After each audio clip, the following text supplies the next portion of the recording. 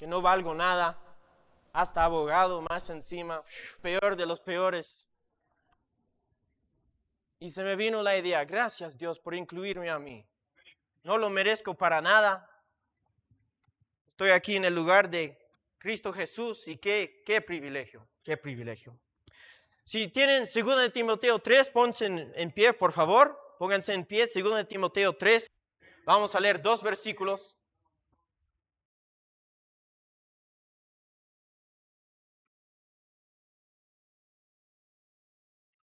Segundo Timoteo 3, 10 y 11, la palabra del Señor nos dice, pero tú has seguido mi doctrina, conducta, propósito, fe, longanimidad, amor, paciencia, persecuciones, padecimientos, como los que me sobrevinieron en Antioquía, en Iconio, en Listra, persecuciones que he sufrido y de todas me ha librado el Señor. Esta noche vamos a considerar la idea cómo entrenamos a la siguiente generación. ¿Cómo entrenamos a la siguiente generación? Vamos a orar una vez más. Mi Padre, gracias. Ayúdanos en este instante. Te necesito. Yo no tengo palabras, no tengo fuerza, no tengo nada que ofrecer, sino así ha dicho Jehová Dios. Háblanos, Señor, esta noche. Haz el rostro de Jesús real en nuestras vidas esta noche. Lo pido en el nombre de mi Señor. Amén. Tomen sus asientos, hermanos.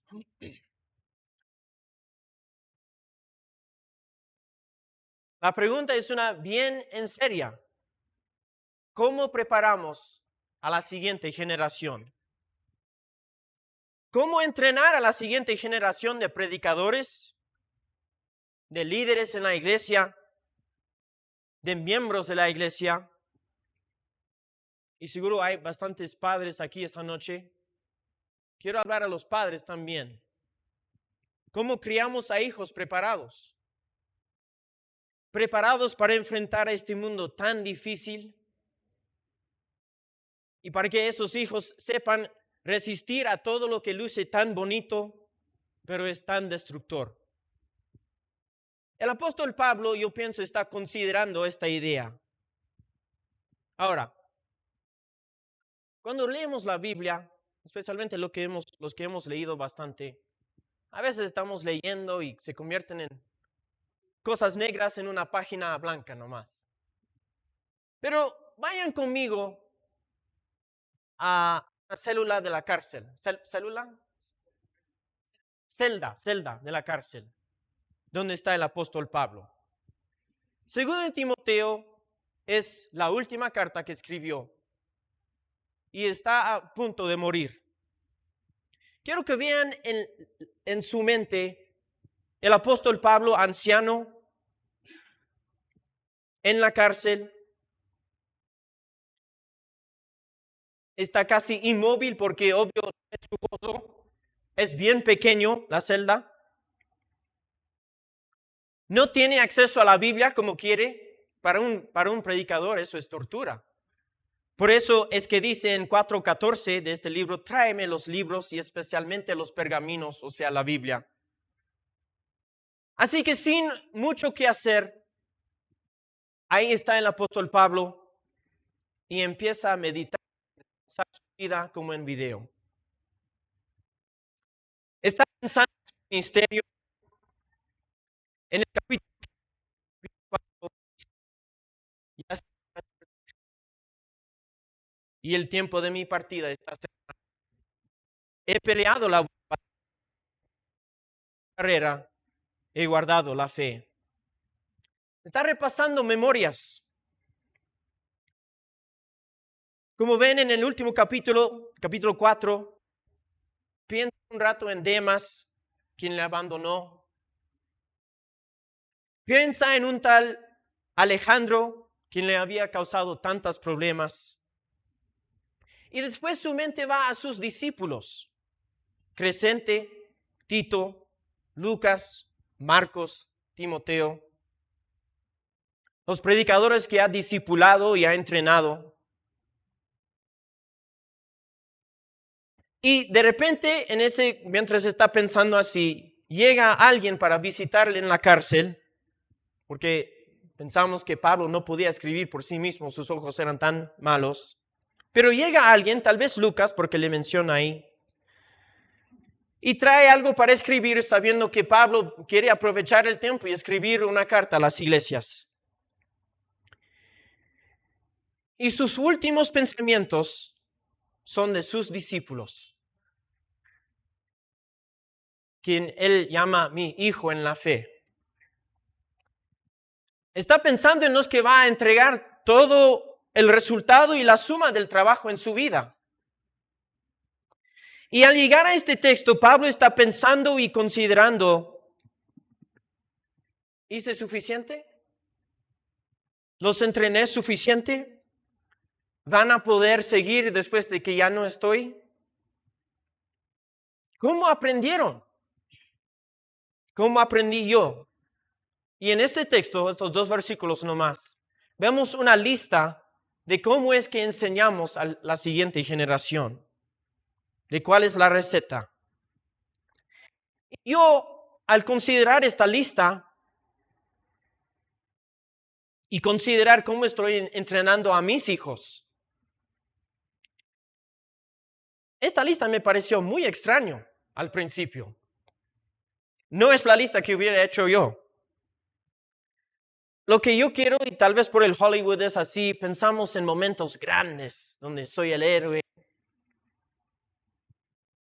y hago algo con la música bonita tocando en trasfondo. Pero esa no es la lista que tiene aquí. Incluso su lista del apóstol Pablo mayormente incluye cosas sobre las cuales él no tuvo control para nada. Pero al considerarlo, y así debemos leer las Escrituras, pensar y meditarlo, me di cuenta que las cosas que están en esta lista también son la forma de que yo aprendí de mi querido papá, de mi querido abuelo, quien también predicó aquí en este lugar, gloria a Dios, de mis pastores a través de la vida y de mis otros ejemplos. Así que veamos juntos esta lista. Comenzando con el primero. Pero tú has seguido mi doctrina. Es apropiado que comienza la lista con doctrina. La base, la fundación de todo es la palabra del Señor. Hermanos, ¿saben lo que siempre he visto es parte de una iglesia viva y eficaz? Sin excepción, la prédica eficaz de la palabra del Señor. Uno de mis héroes es John MacArthur. Si no te gusta, está bien. No tenemos que ejemplar a la misma persona, pero John MacArthur, wow, qué impacto ha tenido en mi país. Y cada vez que le preguntaron, él dijo en una entrevista, las personas se me vienen, los jóvenes predicadores se me preguntan, ¿cómo lo haces? ¿Cómo tienes una iglesia de ese tamaño? Y les digo, hermanos, en su vida, miles, decenas de miles de personas en los Estados Unidos cada día escuchaban al predicador John MacArthur. ¿Y cuál era su gran fórmula de éxito? Él decía, no hago nada sino abrir y exponer la palabra de Dios. Y él dijo, ¿saben lo que he notado? La gente tiene hambre de escuchar de la palabra de Dios. La prédica eficaz de la palabra del Señor. Hebreos 4, 12 y 13 nos dice, porque la palabra de Dios es viva y eficaz. Es más cortante que toda espada de 2 filos y penetra hasta partir el alma y el espíritu, las coyunturas y los tuétanos, y discierne los pensamientos y las intenciones del corazón. Y no hay cosa creada que no sea manifiesta en su presencia, antes bien todas las cosas están desnudas y abiertas a los ojos de aquel a quien tenemos que dar cuenta. Segundo en Timoteo 3, 15 hasta el 17 nos dice, y que desde las niñez has sabido las sagradas escrituras, las cuales te pueden hacer sabio para la salvación por la fe que es en Cristo Jesús. Toda la escritura es inspirada por Dios y útil para enseñar, para redarguir, para corregir, para instruir en justicia, a fin de que el hombre de Dios sea perfecto, enteramente preparado para toda buena obra. Le hago la pregunta a mi hermano, mi hermana, que tal vez es madre, si vas a dejar una herencia, un legado, ¿qué va a hacer? Que sea una riqueza de conocimiento de las Escrituras. El dinero se va así. Doy gracias a Dios que tengo la herencia de los que temen al nombre de Dios. ¿Qué herencia he recibido? El conocimiento de las Escrituras son una de las únicas cosas que podremos llevar a la eternidad. ¿Qué memorias tengo de pasar tiempo con mi querido abuelo hablando de las Escrituras? Hasta el día de hoy, los pasajes de que me habló mi abuelo, cuando los leo, recuerdo lo que decía mi abuelo. Igual con mi padre, horas incontables alrededor de la Biblia. Pasemos ese legado. Pero hermanos, noten algo. Noten que no simplemente dijo aquí, has seguido la palabra de Dios. ¿Qué palabra usó aquí el apóstol Pablo? Has seguido mi doctrina. La doctrina. Mi hermano yo estaba diciendo, ¿cuántas personas hay en este mundo que dicen que sigo la Biblia? Hay personas que creen cualquier locura que dicen, yo creo la Biblia. Creer cuentos de la Biblia no es suficiente.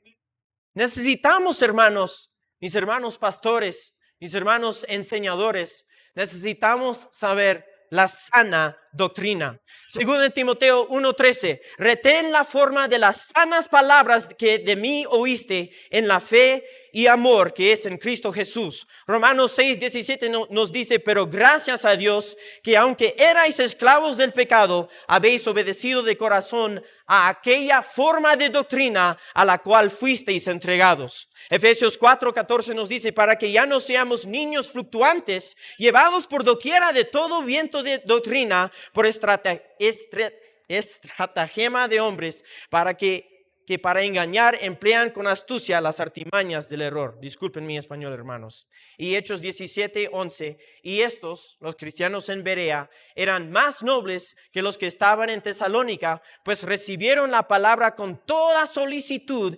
escudriñando cada día las Escrituras para ver si estas cosas eran así.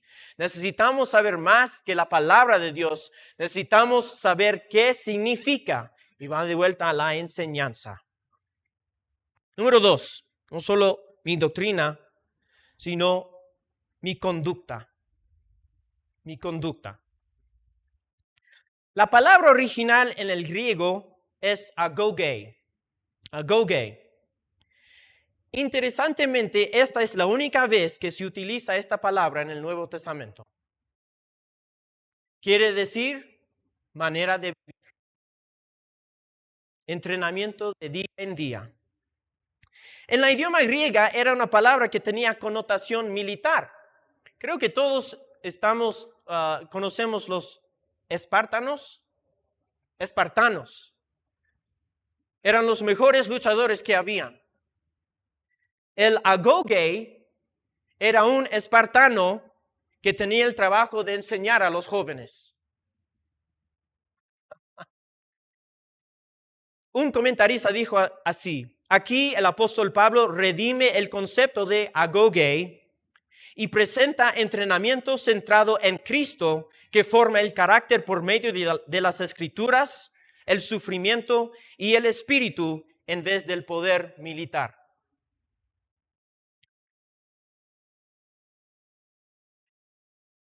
Soy hombre militar.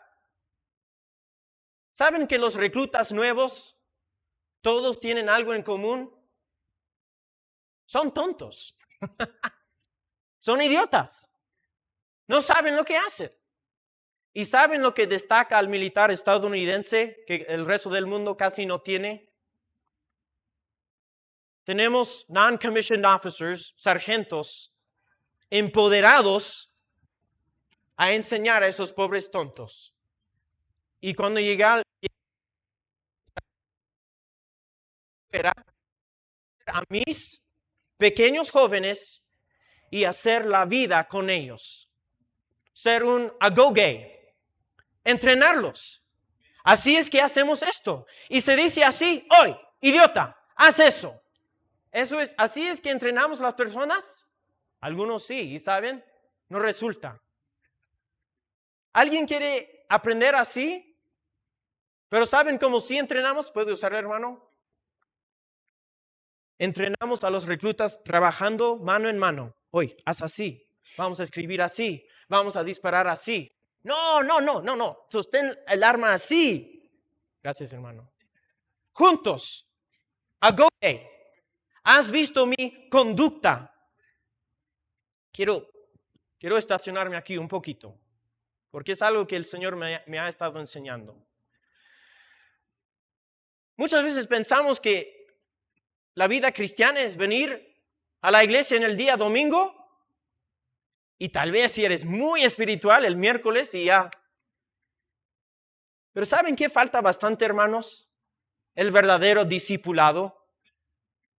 Y el discipulado no se puede hacer con uno, con todos. Es imposible. La prédica es algo, mi pastor dice que la prédica es algo como un comercial, una advertencia, an ad. Pero tiene que haber mucho más ahí para enseñar. Y cuando miro a mi vida, los tiempos que he crecido más en la fe, ha sido cuando he tenido un mentor, ¿se dice? Que uno a uno estamos llevando tiempo y estamos haciendo la vida juntos. Así que tenemos la relación que él me puede decir, hey, ¿estás viendo cosas que no debes ver? ¿Cómo es tu relación con tu esposa? ¿Ella tiene amargura contra ti? ¿Cómo están tus hijos? ¿Cómo está tu problema que me dijiste que tienes enojo? Necesitamos eso, hermano. Empezamos a poner esto en práctica y no dudo que lo estén haciendo, pero para mí esto es algo tristemente nuevo. Hay que incorporar esto. Adorar juntos está bien, pero tenemos que ver la idea de la conducta juntos. Dietrich Bonhoeffer lo llamaba, definía la comunión como haciendo la vida juntos. No aislados, pero juntos. Otro punto antes de dejar esto. Por eso es tan importante los padres.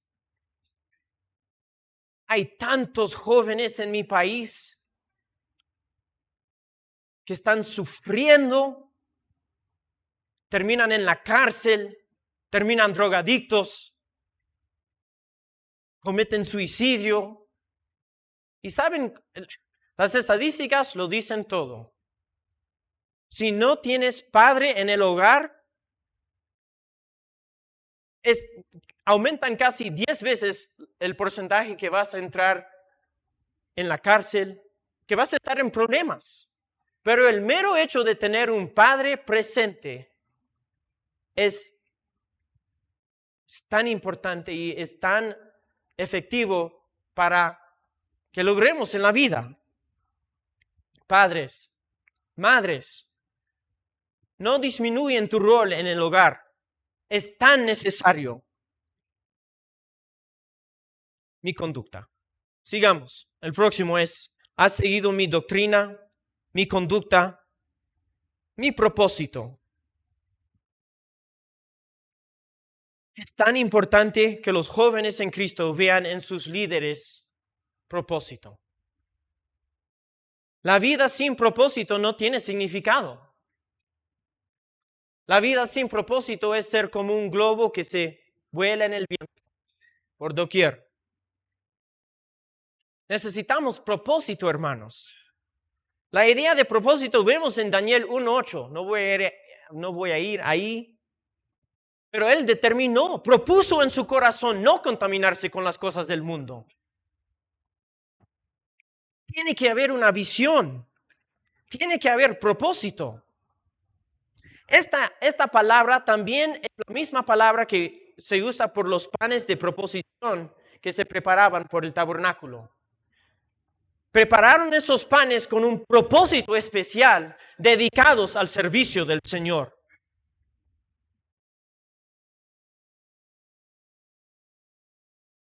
Como dice el pastor Pablo, bienaventurado el que no tiene propósito y metas, porque seguramente los logrará. Amén. Tenemos que pensar, y ¿saben, hermanos? No vas a tener propósito si no te sientas y lo consideras. Eso era el propósito del sábado, del Sabbath. El propósito no era descansarte y ver la tele.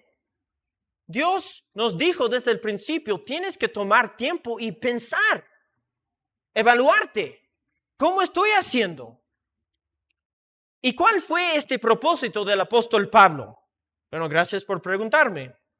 En Hechos 9:15 nos dice que el Señor había dicho, instrumento escogido me es este, Pablo, para llevar mi nombre en presencia de los gentiles y de reyes y de los hijos de Israel.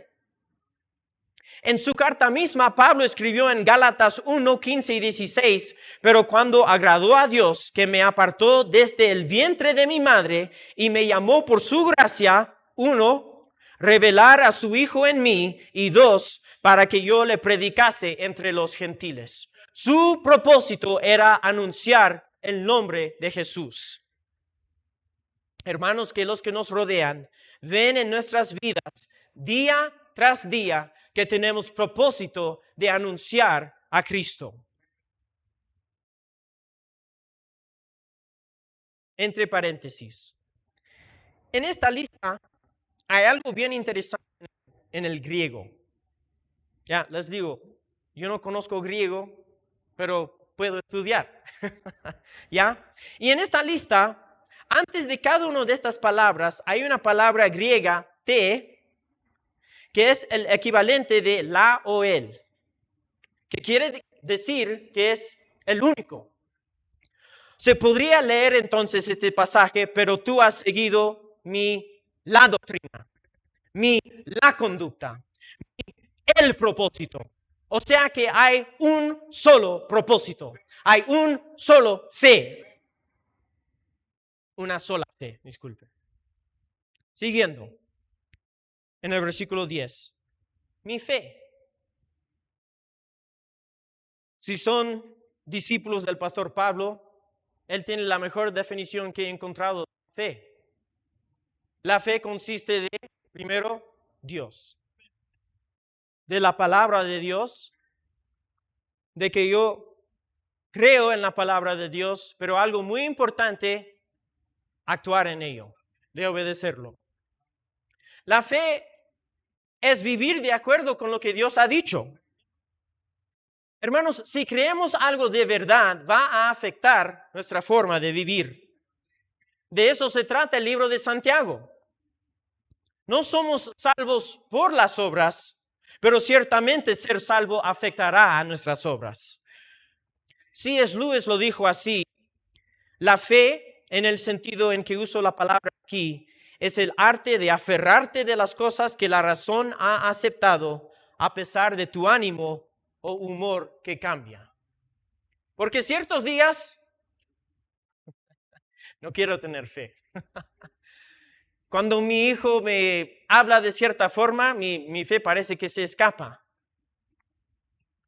Pero la fe es seguir, porque en un tiempo mi razón había aceptado esto y ahora, aunque no me siento como hacerlo, estoy siguiendo en la fe. El apóstol Pablo escribió en Gálatas 1:6, estoy maravillado de que tan pronto os hayáis alejado de él que os llamó por la gracia de Cristo para seguir un evangelio diferente. No que haya otro, sino que hay algunos que os perturban y quieren pervertir el evangelio de Cristo. 1 de Corintios 16:13 también nos dice, velad y estad firmes en la fe. ¿Qué sigue? Longanimidad. Longanimidad. Esto lo defino como esperando y aguantando con propósito. Es como una madre que está dando a luz a un bebé y perdura el dolor sabiendo que hay un bebé al otro lado del dolor. La idea es de fidelidad, de no parar cuando las cosas se ponen difíciles. Para tener longanimidad así, hermanos, tenemos que tener una motivación enfrente. Hebreos 12:2 nos dice, puestos los ojos en Jesús, el autor y consumador de la fe, el cual por el gozo puesto delante de él, hasta Cristo tuvo que tener una meta que seguir. Él tuvo el gozo de complacer al Padre para sufrir la cruz, menospreciando lo propio, y últimamente se sentó a la diestra del trono de Dios. Según en Timoteo 2:10 nos dice, por tanto, todo lo soporto por amor de los escogidos, para que ellos también obtengan la salvación que es en Cristo Jesús, con gloria eterna. Longanimidad, perdurando. ¿Qué sigue? Amor. Amor. Obvio que amor al Señor. Mateo 10:37, el Señor nos dijo, el que ama a padre o madre más que a mí, no es digno de mí. El que ama a hijo o a hija más que a mí, no es digno de mí. Debemos estar dispuestos a perder hasta la familia misma por causa de Cristo.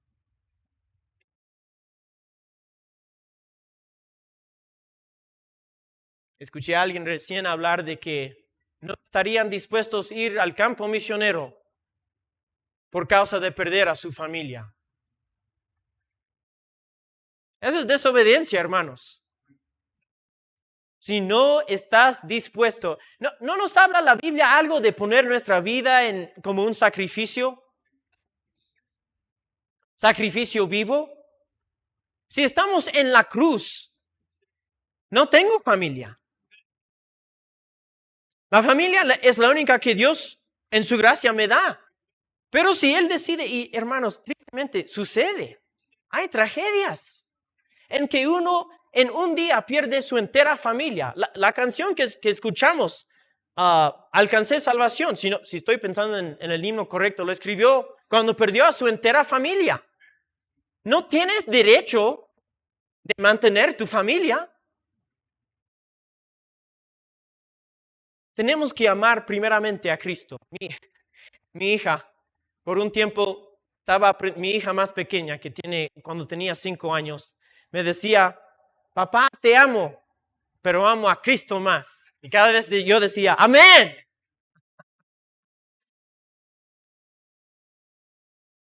Pero ¿cómo vivimos eso? Decir, oh, cuánto amo a Cristo. ¿Saben? Director de música, una parte nomás, él no permitía que se cantaba esa canción. ¿Saben por qué?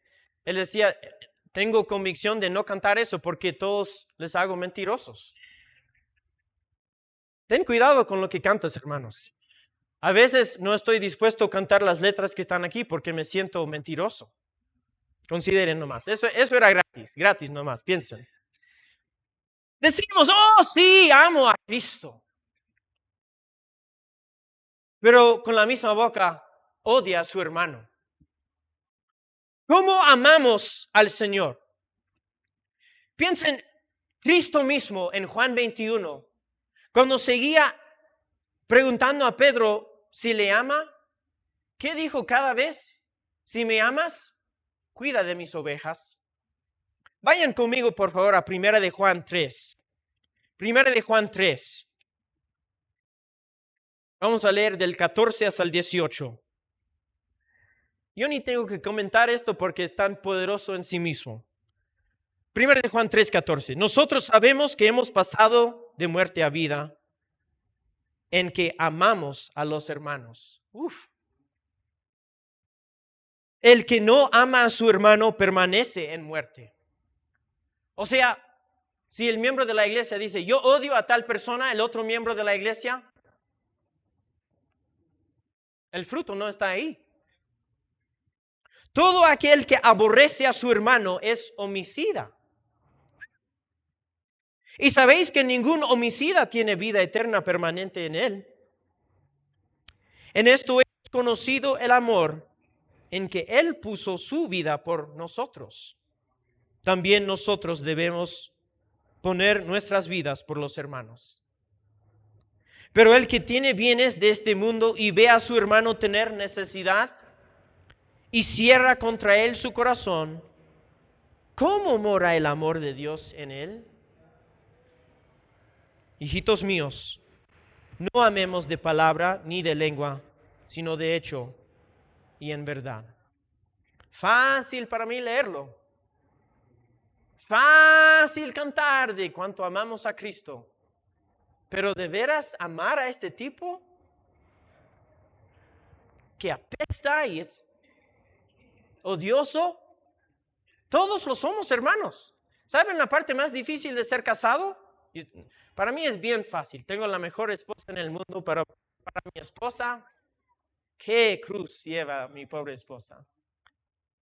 Lo que cuesta de ser casado es compartir tu vida con otro ser humano imperfecto. Y por eso es tan necesario hacerlo. Para convertirte que no seas el que está centrado en yo mismo y considerar a otros. Piensen en esto, como dijo el apóstol Pablo en 2 de Corintios 12:15.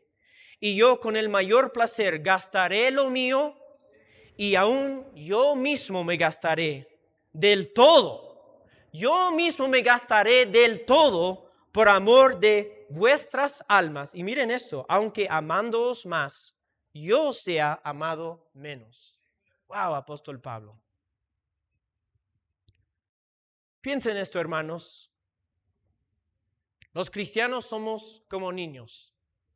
Un niño que crece en un hogar donde nunca recibe el amor, cuando se convierte en adulto, ¿qué problema tiene? No sabe amar. Es parte de la razón que tantos matrimonios fracasan. Porque tienes a un niño o una niña, nunca recibieron el amor, su tanque de amor nunca fue llenado y ahora está siendo pedido, ama. Y honestamente, yo creo, muchas veces quiere demostrar amor, pero no tiene reserva. No sabe. Siento que esta noche estoy predicando más a los padres, pero está bien. Uno lo dijo así, a la gente no les importa cuánto sabes hasta que saben cuánto les importas.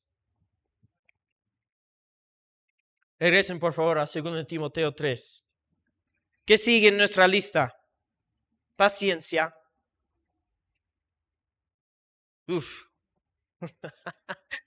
No sé por qué me estás haciendo predicar eso, Dios, pero voy a intentar. No me mates por ser hipócrita. Predicamos la verdad, aunque no lo podemos poner en práctica perfectamente, hermanos. Amén. Porque si no, nunca se podría predicar nada. Como el sembrador que siembra, sabemos que la cosecha no viene inmediatamente. Tanto he aprendido. Yo nunca fui al seminario, pero mi seminario se llama El Hogar. Tanto el Señor ha usado a mis niños y el hecho de ser esposo para enseñarme. Como criar a hijos, tanto como entrenar a discípulos, no sucede de un día al otro. Demora. Hay noches largas. Hay lágrimas. Dolores. Hay la cosa de que, hijo, te he dicho cuántas veces que no pegas a tu hermana. Cientos de veces te he dicho. Pero ¿no piensan que Dios también nos dice lo mismo?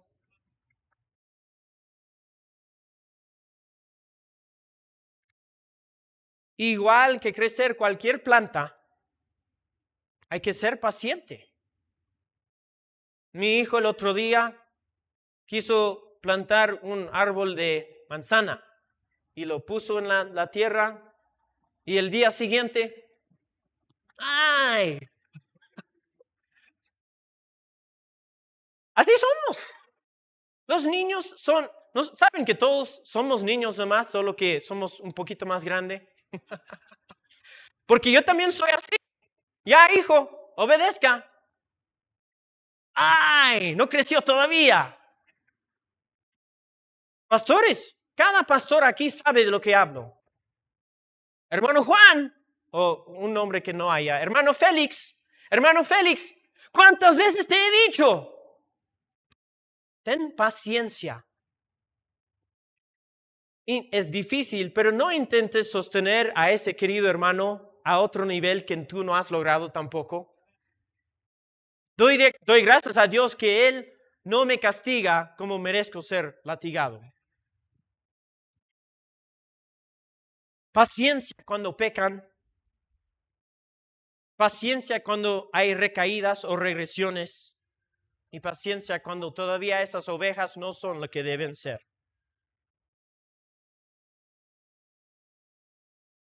Estoy esperando un momento nomás. Dios ya me está probando.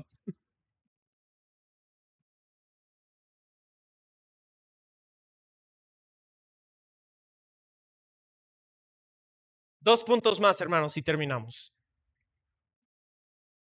¿Qué hay después de paciencia? Persecuciones. Ser maltratado por otros por causa de ser cristiano.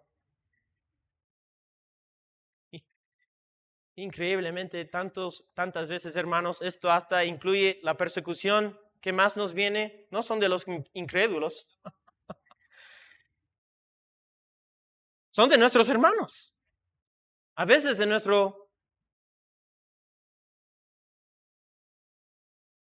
los que deben estar cuidando de nosotros. La palabra griega aquí tiene la idea de cazar un animal. Y los cristianos en ese tiempo, de hecho, fueron cazados como animales. Pablo aquí, interesantemente, si ven ahí en el versículo 11, menciona en Antioquía, en Iconio, en Listra. ¿Qué sucedió ahí? Comenzó en Hechos 13, no tienen que ir ahí, pero si lo ven, Hechos 13 y 14. En Hechos 13 comienza en Antioquía, con los judíos instigando a los líderes de la ciudad y levantaron persecución contra Pablo y Bernabé. Pablo y Bernabé, los pobrecitos, escaparon a Iconio, donde ahí intentaron apedrearlos. Y después se corrieron otra vez a Listra, donde de los dos pueblos previos les persiguieron y convencieron a todos a apedrear a Pablo. Y saben, el apóstol Pablo nunca lo olvidó. Aquí está al fin de su vida. Hay ciertas cicatrices que llevamos hasta la muerte. Piensa en el pobre cuerpo de Pablo. Tantas cicatrices.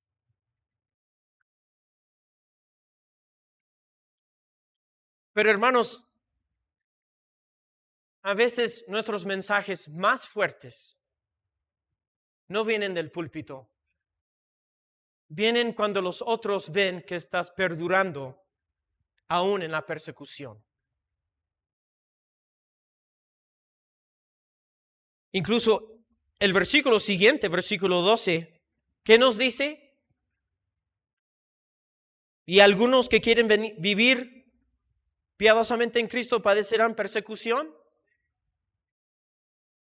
¿Algunos? Todos los que quieren vivir piadosamente en Cristo Jesús padecerán persecución.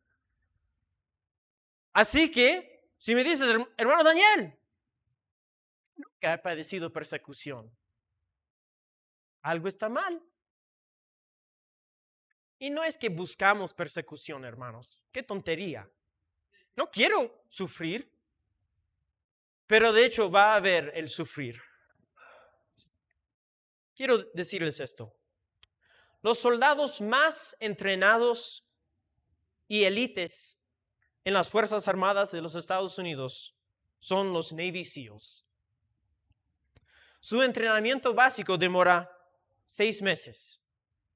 6 meses, hermanos, les digo, de pura tortura. Tan difícil es que entre el 70 y 85% de los que comienzan el entrenamiento fallan.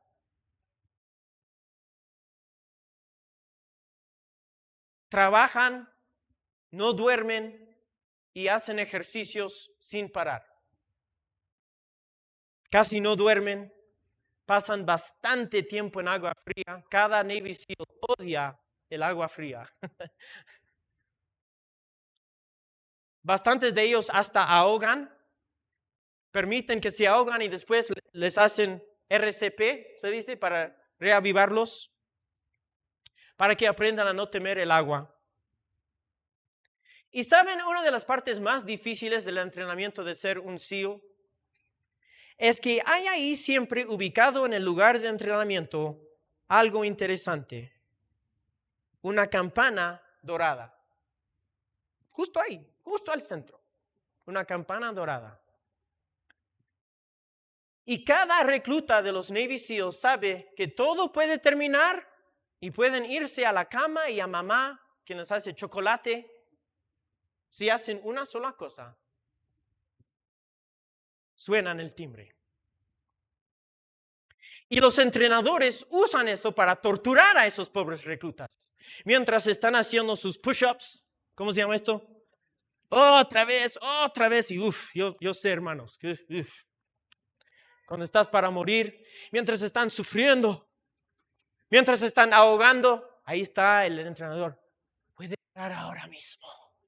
¿No quieres ir a casa? ¿No quieres ir al IHOP y tener panqueques? Toca el timbre nomás. Hermanos, eso es Satanás. Cuando estamos ahí sudando, todo puede parar. Y el admiral McCraven, quien era el admiral a cargo de los Navy SEALs, dijo una vez, si quieres cambiar el mundo, nunca, pero nunca tocas la campana.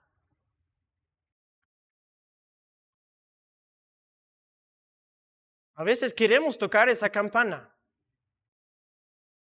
En el sufrir,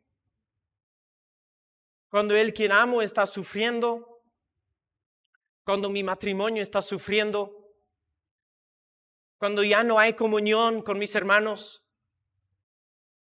cuando está falleciendo mi mamá, mi papá, que sea, solo queremos, basta.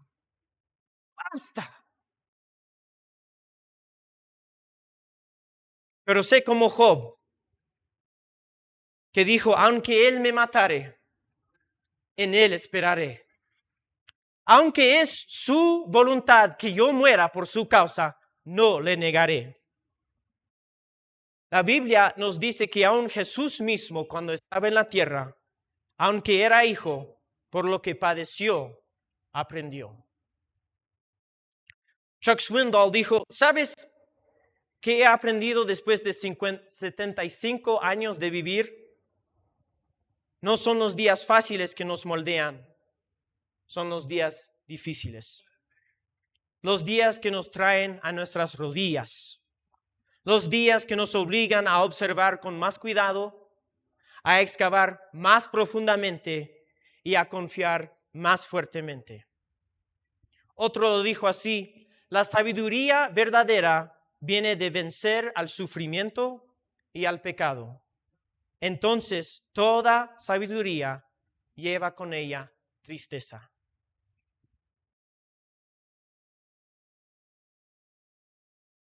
Varón o mujer de Dios, Los impactos más grandes que tendrás para el reino de Dios es ser fiel y aguantar durante la persecución.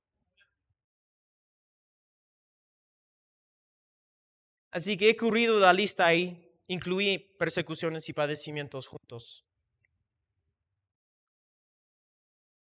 Pero hay algo, hemos pasado la lista, pero hay algo bien importante que quiero ver antes que terminemos. Una palabra que es...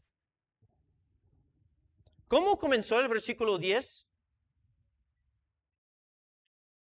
Pero tú has seguido. El entrenamiento no vale si no sigues. Tú has seguido. Y después noten el versículo 14, por favor. Pero persiste tú. Timoteo, ya estoy a las puertas de la eternidad, pero persiste. Terminando. Todos tenemos días difíciles, hermanos. Todos. Días en que solo queremos que termine el día. Que recibimos malas noticias. Que tenemos que ir a la sala de emergencia. Que nuestro matrimonio está sufriendo. Los hijos están causando problemas. Los días en que descubrimos que el hermano fulano de tal está en adulterio. O el diácono fulano está robando los fondos de la iglesia. Eso no sucede. Sucede.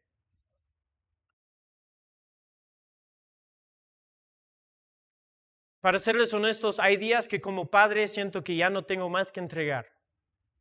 Y no hallo la hora hasta que termine el día. Solo anhelo el momento que esos chicos están en la cama. Hijos peleando. Tengo que castigar a uno que odio hacerlo. Tengo que pasar tiempo leyendo con el otro, ayudar al otro con la tarea. El otro necesita zapatos, siempre malogrando sus zapatos. Nuevos pantalones necesita. Hay platos que lavar, ropa que tender, preparación para el colegio mañana. Uf, en inglés lo decimos the grind. Solo...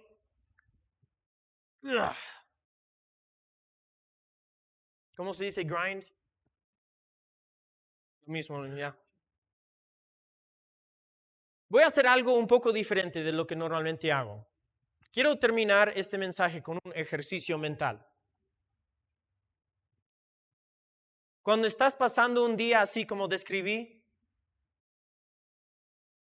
para un momento, esto me ha ayudado, hermanos, de hecho, para un momento, y si puedes en tu imaginación, avanza tu vida hasta el último día de tu vida. Imagina que estás en tu lecho de muerte y sabes que tu vida se te escapa. Y al llegar al fin, un ángel se te aparece. Es imaginación nomás, ¿ya? No soy blasfemo, ¿ya? Imagina que un ángel se te aparece y dice, Daniel, es tiempo que vamos a la gloria. Pero lo que vamos a hacer es permitirte pasar un día de tu vida de nuevo. Un día al azar. E imagina que en ese tiempo llegas al día en que estás ahora. En que todo te va mal. ¿Cómo lo pasarías diferente? ¿Tendrías perspectiva diferente? ¿Saldrías al andar por un paseo sintiendo el sol en tu piel no arrugada y disfrutando un cuerpo que puede mover de nuevo sin dolor? ¿Pasarías el día jugando con tus hijos que de repente son pequeños de nuevo? ¿Llamarías a tu papá o a tu mamá que de nuevo están de vida? ¿No pasarías el día diferente? ¿Serías más amable? ¿Más misericordioso? La perspectiva nos ayuda, hermanos. Piensa en lo largo. El día de hoy es difícil, pero la gracia es suficiente para cada día. Suficiente para el día es el malo. Como notó el apóstol Pablo, la mayoría de la enseñanza y entrenamiento de la generación que sigue no es tanto en los momentos grandes, es la vida diaria, las cosas pequeñas, los momentos pequeños. La fidelidad aun cuando pensamos que nadie nos observa. Y quiero terminar con esto de John MacArthur. No adoro a John MacArthur, ¿ya? Solo que él me ha ayudado bastante. Pero escuchen esto y con esto termino. Él dijo, si tuviera la oportunidad de comenzar de nuevo con mi familia, amaría a mi esposa más en frente de mis hijos. Reiría más con mis hijos en nuestros errores y en nuestros gozos. Escucharía más a mis hijos, aún a los pequeños. Sería más honesto acerca de mis debilidades y no pretendería ser perfecto. Oraría en forma diferente con mi familia. En vez de enfocar en sus problemas de ellos, que cuanto fallan, enfocaría en mí mismo. Haría más con mis hijos. Animaría más, daría más elogios, prestaría más atención a las cosas pequeñas. Hablaría de Dios más íntimamente. En cada cosa ordinaria, en cada día ordinaria, señalaría mi familia hacia Dios. ¿Cómo influirá tu memoria a los que te siguen? ¿Tu memoria y tu ejemplo los inspirará a ser fiel hasta la muerte o que se aparten de la fe? Que Dios te bendiga, mis hermanos.